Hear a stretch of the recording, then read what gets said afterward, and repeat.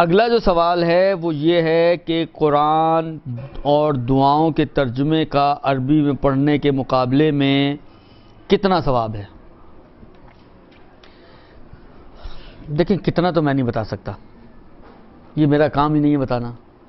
یہ تو جس نے دینا ہے وہ بتائے گا نا کتنا دینا ہے، تو میرا کام نہیں ہے۔ میں یہ بتا سکتا ہوں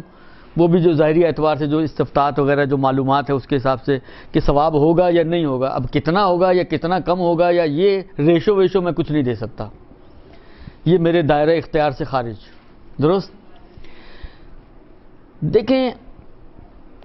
میں آپ کی خدمت میں عرض کروں کہ یہ بات تو طے ہے کہ ترجمہ قرآن از ناٹ قرآن، وہ خود قرآن نہیں ہے، اس لیے وہ احکام جو قرآن کے ہیں وہ قرآن کے ترجمے پہ جاری نہیں ہوتے۔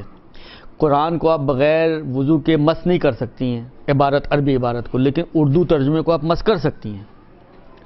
صحیح ہے نا؟ آپ نے نظر کی ہو کہ اگر میرا کام ہو گیا تو میں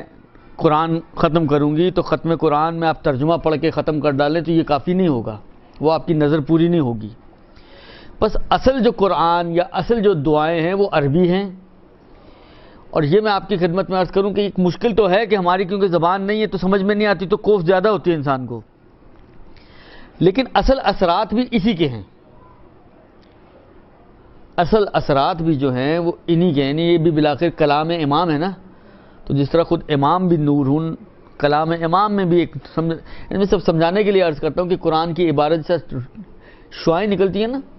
سمجھیں ان میں بھی شعائیں ہیں، وہ نکلتی ہیں جو آپ کی روح کے اوپر اور آپ کے دل و دماغ کے اوپر اثر انداز ہوتی ہیں، چاہے آپ کی سمجھ میں نہ بھی آئیں۔ درست؟ یعنی شعاؤں کے اثر انداز ہونے میں سمجھ میں آنا شرط نہیں ہے، وہ سمجھ میں نہ بھی آئیں تب بھی وہ جو ان کے اپنے اثرات ہیں آپ کے لیے روحانی اثرات وہ آپ کی روح پر آئیں گے۔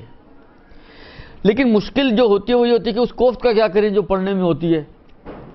20 منٹ کی دعائے کمیل عربی میں پڑھنا، بار بار صفحے گننا۔ میں عام طور پر ایک مشورہ دیتا ہوں، دیکھیں مثلا قرآن ہے، آپ کا موڈ ہے جی آپ ایک سپارہ قرآن پڑھیں، تو میں ریکمینڈ یہ کرتا ہوں کہ آپ بجائے اس کے کہ ایک سپارہ پڑھیں آپ آدھا پڑھ لیں، آدھا ترجمہ پڑھیں، آدھا سپارہ پڑھ لیں۔ صحیح ہے، قرآن آپ کا بہت دیر سے ختم ہوگا، کوئی مسئلہ نہیں ہے، لیکن جب چند مرتبہ آپ اسی روش کو ریپیٹ کریں گے نا تو چند مرتبہ کے بعد صورتحال یہ ہوگی کہ آپ خالی عربی بھی پڑھیں گے نا تو آپ کو اندازہ ہو جائے گا کہ کیا بات ہو رہی ہے۔ بہت ایکوریٹ نہیں، بہت بعض جگہ پہ الفاظ مشکل ہوتے ہیں تو ممکن ہے آپ سے پوچھیں جی اس لفظ کا کیا معنی ہے، آپ کہیں گے نہیں معلوم،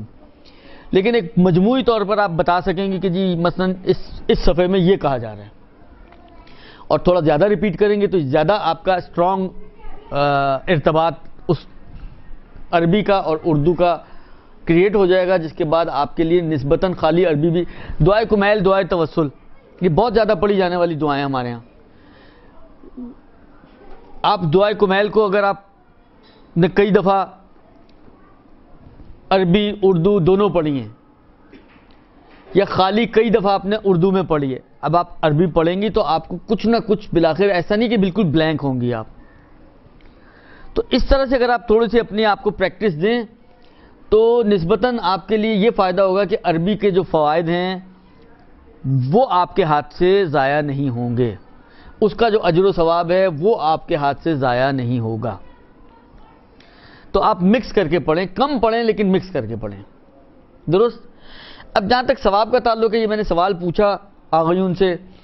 تو انہوں نے جو جواب دیا وہ یہی جواب دیا کہ ثواب ہے مگر وہی عربی قرآن اور دعا والا جو ایکچوئل ثواب ہے وہ نہیں ملے گا۔ بالآخر ایک قرآن کا ترجمہ پڑھ رہی ہیں، خدا کی طرف متوجہ ہیں، ذکر الہی اس میں اللہ کا نام آتا ہے، اللہ کی صفات آتی ہیں، تو عبادت تو ہو ہی رہی ہے، تو کچھ نہ کچھ ثواب تو ملے گا ہی ملے گا۔ لیکن آپ کہیں کہ جو قرآن پڑھنے، فرض کریں اگر قرآن پڑھنے کے لیے خدا نے مثلا ایک سورے کا، جس طرح مثلا وہ خطبہ شعبانیہ میں کیا ہے کہ ایک آیت کا ایک قرآن جتنا ثواب ہے رمضان میں، اب آپ کہیں جی ایک آیت کا ایک قرآن جتنا ثواب ہے تو آپ ایک ترجمہ پڑھ لیں تو پورے قرآن جتنا ثواب مل جائے، تو ایسا نہیں ملے گا، وہ عربی عبارت میں ہے۔ لہذا جو ایکچوئل عربی عبارتوں کا ثواب ہے وہ آپ کو نہیں ملیں گے ترجمے پر، لیکن ایسا بھی نہیں ہے کہ بالکل خالی ہاتھ رہیں گے آپ. کچھ نہ کچھ تو پروردگار عالم کے فضل و کرم سے انسان کو نا امید اور مایوس نہیں ہونا چاہیے، عطا کرے گا، لیکن عربی عبارتوں والا ثواب اور اجر آپ کو نہیں ملے گا. برحمتك يا أرحم الراحمين